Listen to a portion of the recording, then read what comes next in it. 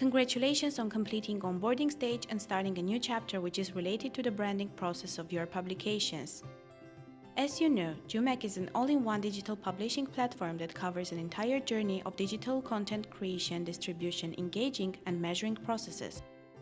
And of course, one of the most important steps for successful launch is branding.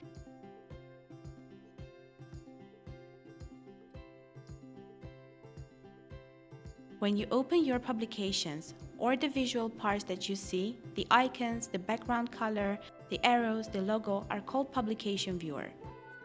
To start the branding process, you need to go back to your collection and click Actions menu. Open the viewer settings. In this lesson, we are going to talk about the main settings. Here you can enable or disable the icons in the viewer, and by saying icons we mean these icons that allow you, for example, to do the magazine search, access the publication in full screen mode, share it, and etc.